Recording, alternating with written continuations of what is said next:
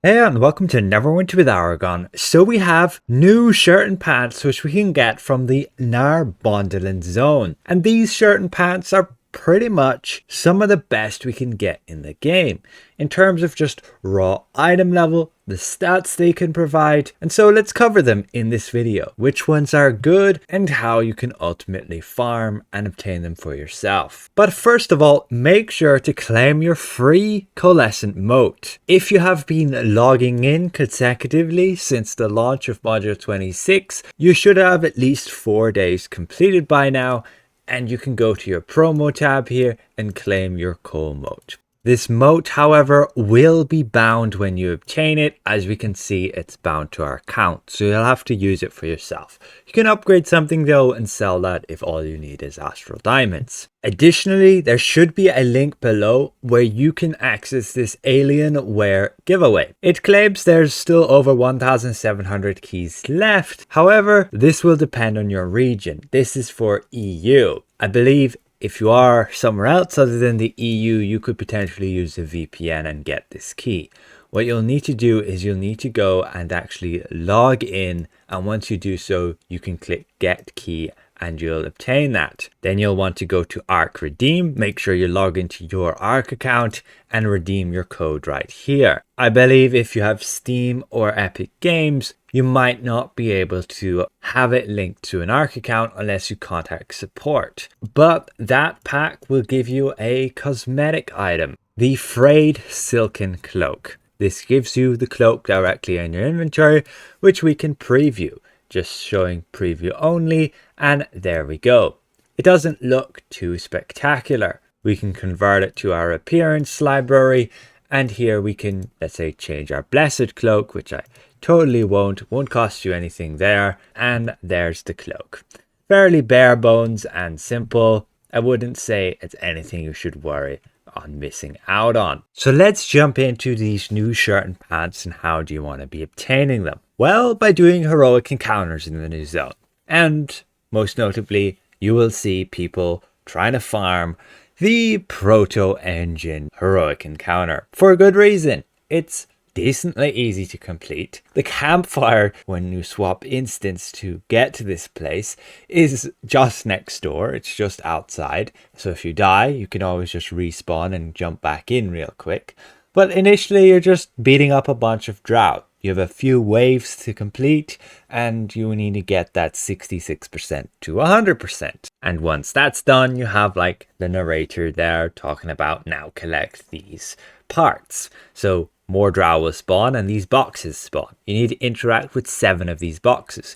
You can ignore the drow like I do it here, because you're just going to get more and more waves of drow spawning. So it can be better to just collect all these and then go straight into the next part of the fight. So you can see we've collected all the parts, and then she says, great work. Now the mages can repair the engine. You can see more drow spawn, but additionally a baler will spawn, and he's the objective. You just need to beat up the baler. You can kind of ignore the drow, but everything here hurts a lot, like really a lot. I'm running a tank here. I've got like redemption slotted and an angel of protection to help heal me a bit in case there's no healer here, or I could end up dying. Like, a good tank here makes this all go a lot smoother. Like, I have the threat of the baler, I move away a bit, make sure I'm positioning myself so that the DPS ain't getting hit. However, another tank just there took the threat, and well, he's standing amongst everybody.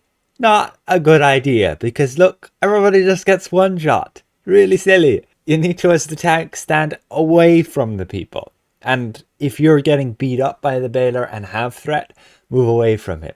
Yeah, everybody's just getting absolutely wrecked here. Not me with the threat. There's some other pug tank here who doesn't know what they're doing. But yeah, you beat up the baler, and then you just got to use the engine once there. Kind of glows sparkly. One person interacts with it, and that bursts, and that's your heroic encounter completed. Then check your zone chat, and you might need to go and hop to the next one. #7 fresh proto.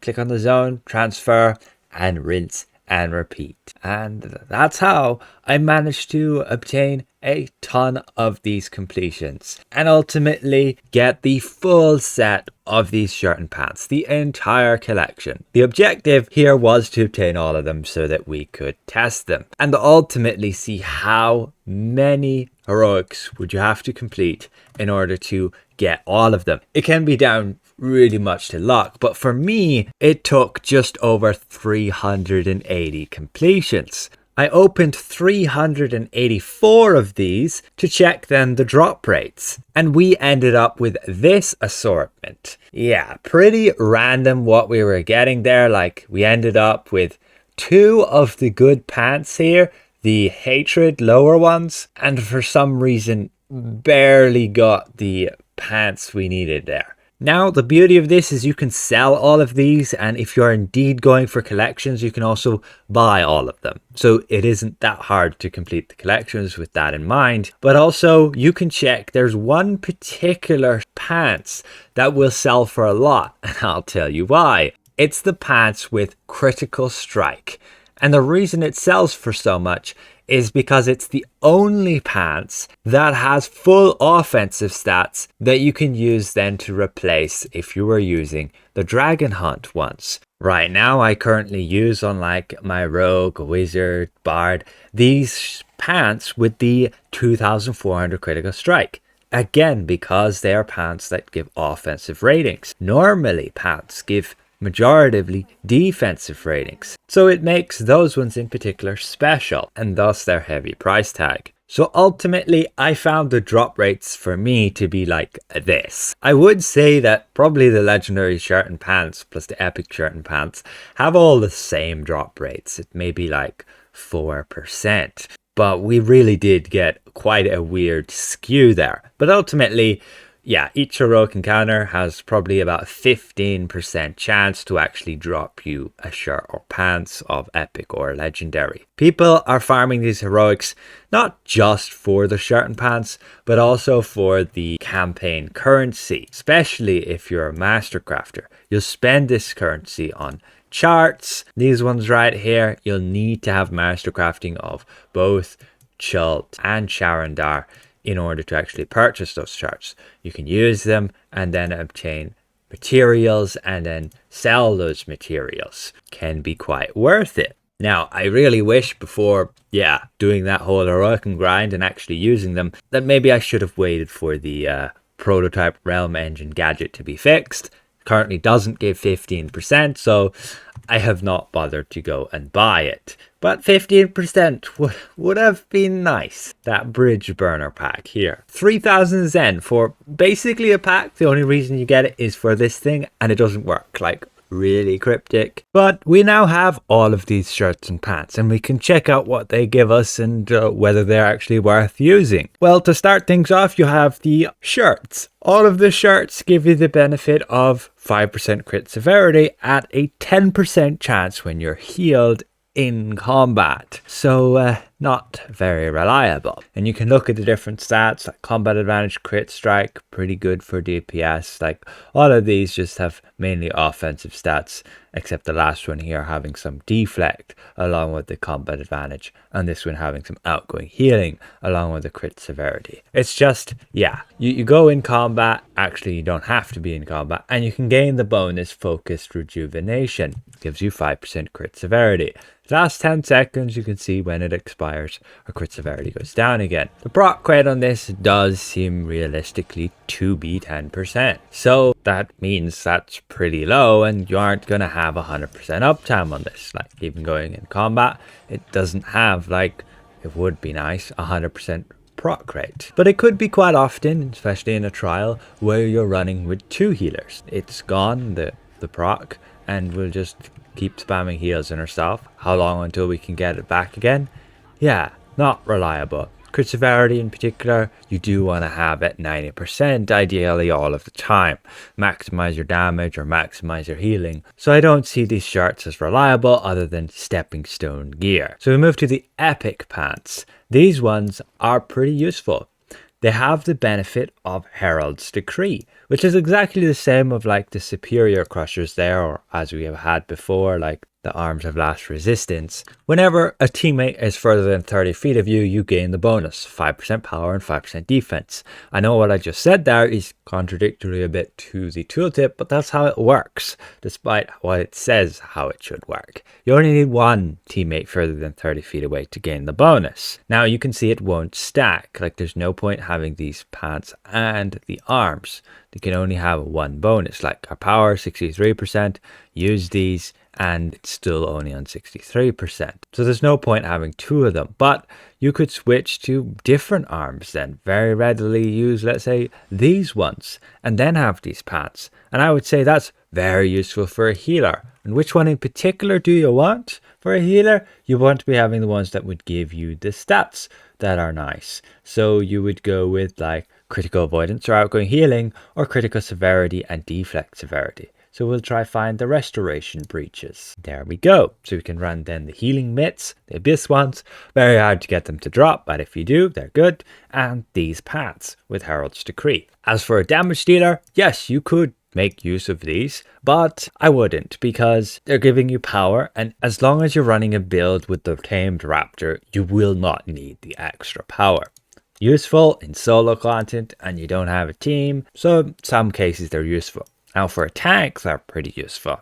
You could switch the arms out to something else, like the Conqueror's Provoker gloves, giving the awareness, but you do lose some movement speed, so some content you will not want this. Having those arms, then you could use these pants to gain the same bonus as we would have used on our arms. Very nice and reliable. And for a tank, you'll probably want the defense and incoming healing ones. Control resistant is kind of useless. So we move to the legendary shirt and pants. So first, the shirts. Well, as a DPS, you will want the rage upper ones, giving the combat advantage. However, there are alternatives with different stats you can use, one with accuracy and critical severity. And if you are running against Drow, so that's like the second boss in Demonweb Pits, and Lolth, the last boss, you may very well want 8% damage against Drow and spiders, because it does indeed work, instead of that shirt.